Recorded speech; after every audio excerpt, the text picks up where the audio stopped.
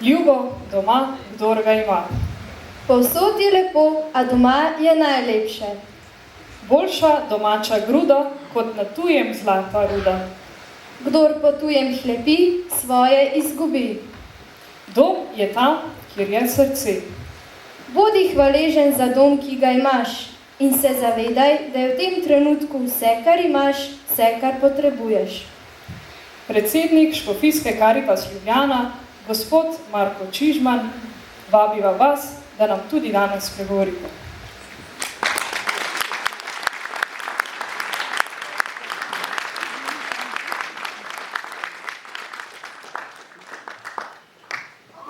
Bom dal kar na sredino, da se malo bolj vidi z obeh strani.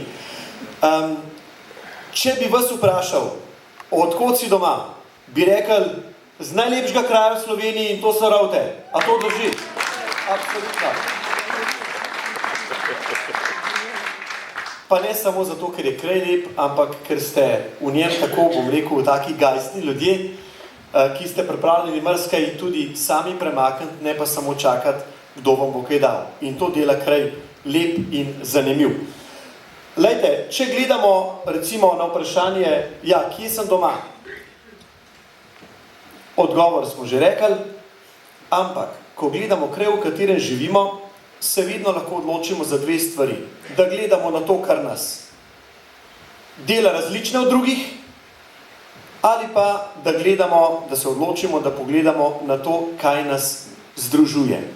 Razdružuje nas veliko stvari, združuje nas veliko stvari, torej mi potem izberemo, za katero varianto se bomo odločili. Jaz sem malo premišljal, kaj nam je skupno. Sem si kar na 5 stvari razdelil, mogoče boste vi določili drugih 5. Prva, skupna domovina. Vsi živimo v tej domovini, kot smo slišali, tako kot jo imamo, jo nekako skušamo sprejeti in jo po svojih močeh in talentih tudi sooblikovati.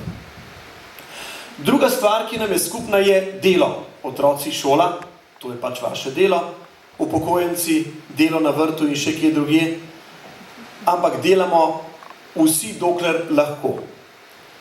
Hvala Bogu, kot sem rekel, skupno delo nas združuje, fajn je, če znamo tudi v delu skupaj stopiti in ne samo pogledati na svoj vrt ali pa na svoja stvar, ampak da naredimo tudi kaj za skupno dobro. Potem tretja stvar, ki nas združuje, je, otroci bodo takoj pogruntali sprostitev in igra. Starejši oziroma odrasli dostikrat pozabljate na to, da se je treba tudi na en lep način sprostiti in tudi malo poigrati. Tam, kjer sem jaz sicer tudi župnik, nisem samo predsednik, ampak tudi župnik domu v župniji, smo imeli enega starega psa pri enih kmetih. Torej, pes je komaj še krevsal. A veste, ovčar je bil v slabi kolki, pa to na stara leta, ampak je bil še vedno za traparija. Ko sem mu kakšno žogco vrgel, ali pa kakšen les, ali pa kepo snega po zimi, to je še zmer odkril vso polno, pa je nazaj prinesel. In sem si rekel, glej, pes me uči, da tudi jaz na stara leta ne smem reči, sem že prestar za te stvari, ampak da ostanem igriv, da sem pripravljen tudi na hec, tudi na smeh in tudi na igro. To je tretja stvar, ki nam je skupna. In četrta. Medsebojna pomoč. Medsebojna pomoč v tem smislu, da prav je, da gledamo na druge.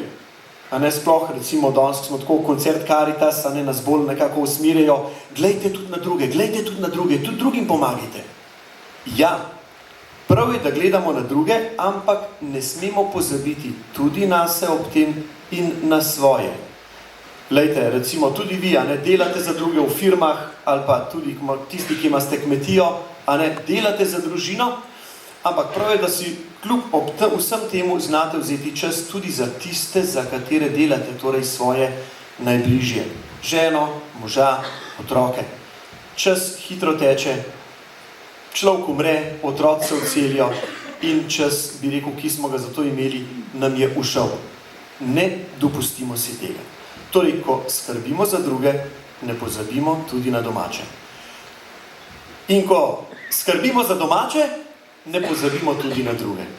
Tudi to je, bom rekel, ena taka lepa gesta. Prav je, da poskrbimo za vse svoje, da skrbimo za svoje domače, ampak ne pozabimo z enim očesom gledati na tiste, ki so potrebni naše pomoči v domači vasi, v domovini, pa morda tudi kje drugje po svetu. In če bomo tako živeli, jaz mislim, da nam bo v taki domovini živeti lepo. Vse dobro, vsem skupaj.